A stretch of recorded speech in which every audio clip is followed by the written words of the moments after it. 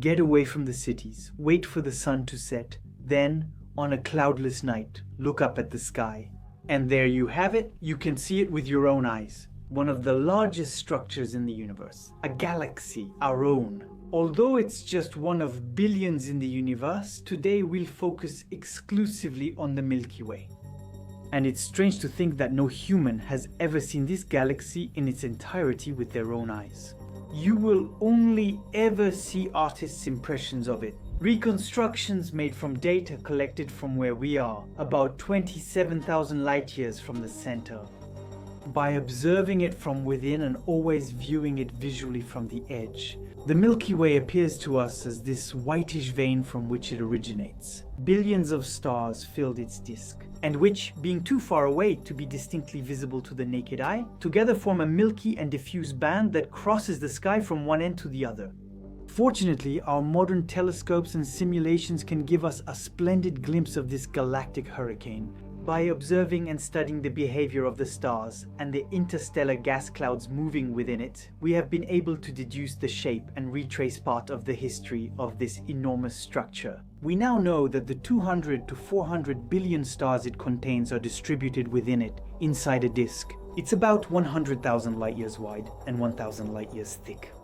In other words, to really drive home the idea of its immensity, consider that even if you were traveling at the speed of light, it would take you 1,000 centuries to cross this disk from one side to the other, a disk 100 times wider than it is thick.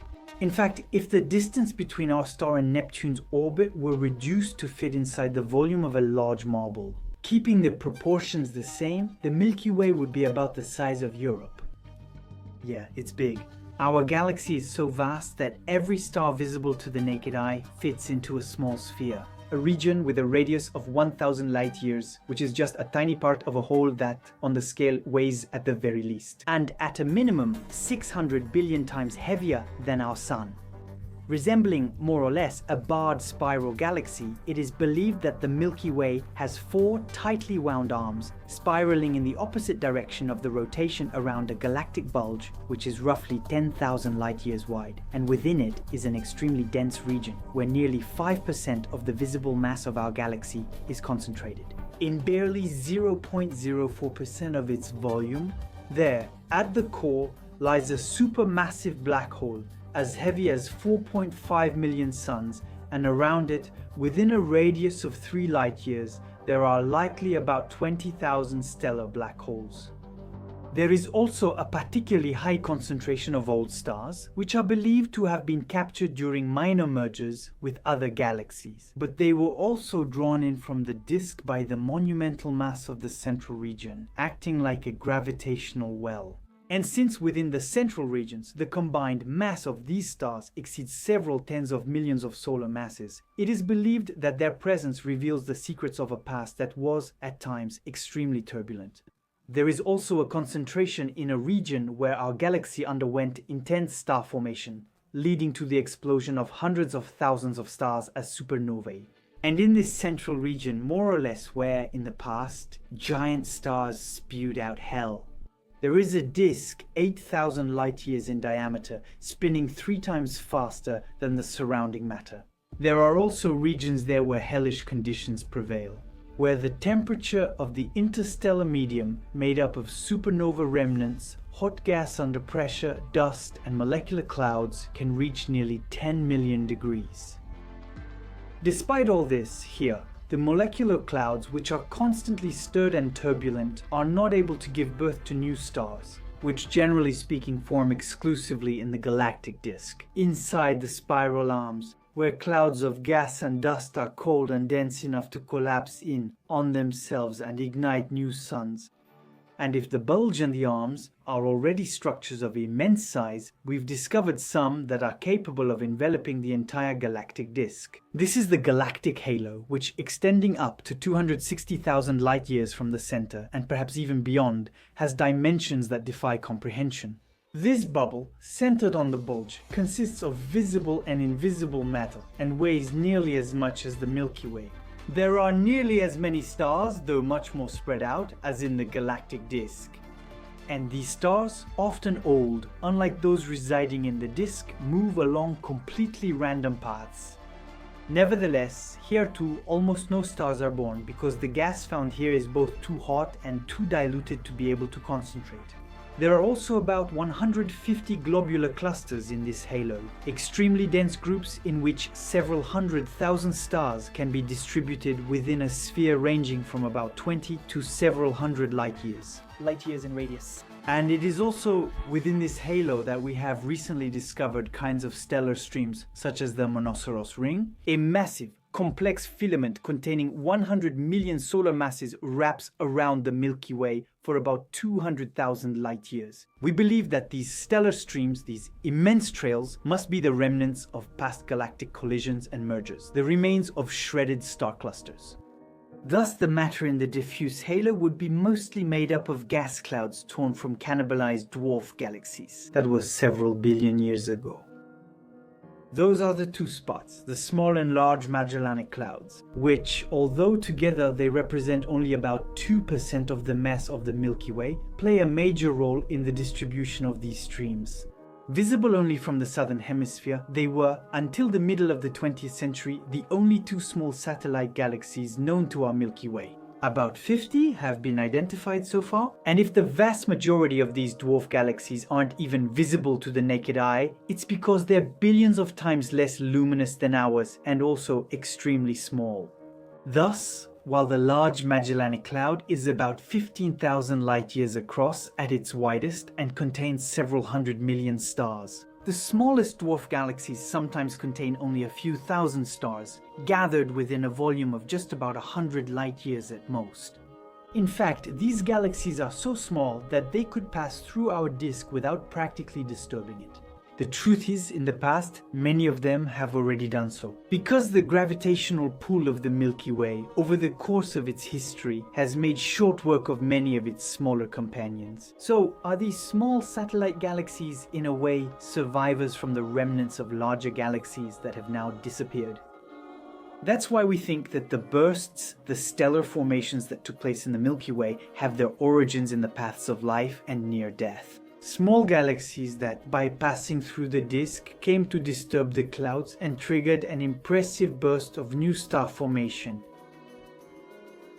In other words, there was a time when, because of these repeated collisions and mergers, the sky of our Milky Way was extraordinarily brighter than it is today. By the way, although to a lesser extent than before, we are still absorbing some of our dwarf satellite galaxies. In short, we live in a cannibal that, over its long existence, has absorbed hundreds of small galaxies. And the traces of this history are still written in the sky today. Thus, the study of the movement of 7 million stars made it possible to discover that 30,000 of them belong to a very distinct stellar population, and they move along trajectories opposite to those of the majority of other stars in our galaxy. What if we find them evolving differently from the general trend? It's because these stars were once part of a vanished galaxy from which they were torn away.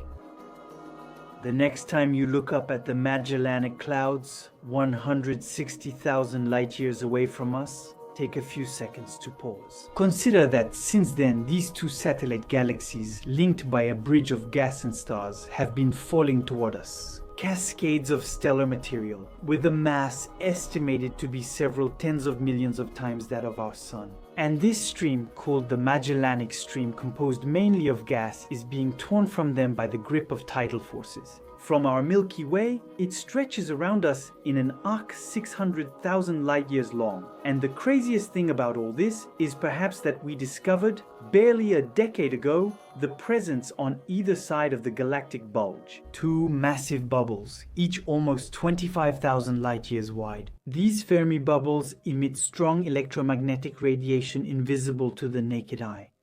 And if these gamma, X-ray and radio emissions could be perceived by our eyes, we would see them covering more than half the sky in the southern hemisphere. Spewed out on either side of the galactic plane, they most likely originate from the release of a colossal amount of energy. When, about 6 million years ago, the supermassive black hole sitting at the center of the Milky Way began to swallow large amounts of matter. Heavily heated and accelerated, the swirling streams of particles would then have helped form an intense magnetic field, accompanied by bipolar jets stretching over nearly 20,000 years. Light on both sides of the bulge. It is believed the galactic core had to stay active for almost 2 million years to create these bubbles. Even today, the traces of this exuberant activity, which ionized all the space in its path, are visible in the sky through our telescopes. Thus, we have been able to observe in the Magellanic streams, nearly 200,000 light-years from the center, areas that have been strongly disturbed by these colossal galactic eruptions. And I personally think it's really cool to know that the core of our galaxy went through violent eruptive phases just 6 million years ago. Because that means our distant hominid ancestors could have seen in the skies of their time the heart of our galaxy become active and transform momentarily into something almost strange. And just for the pleasure of speculation, here is an image of the sky from that time as seen from there. A hypothetical exoplanet orbiting around a star in the large Magellanic Cloud. And if, after this journey, all these dizzying dimensions haven't made you a little dizzy, then sit down and be patient. 240 million years? Because by moving at 220 kilometers per second around the galactic center, you'll have pretty much come back to the same place, in our Milky Way. A galaxy that, at the beginning of the last century, was the only one in the known universe. Today, it's difficult to estimate their number, as they're found throughout the universe. And that's true no matter which direction we look. And in an upcoming episode, we will dive into the mind-blowing bestiary of the shapes these monsters of space can take. But meanwhile, if the Sun were the size of a white blood cell, the Milky Way would be as large as Europe. That's a good reason to end this episode with a fade to white.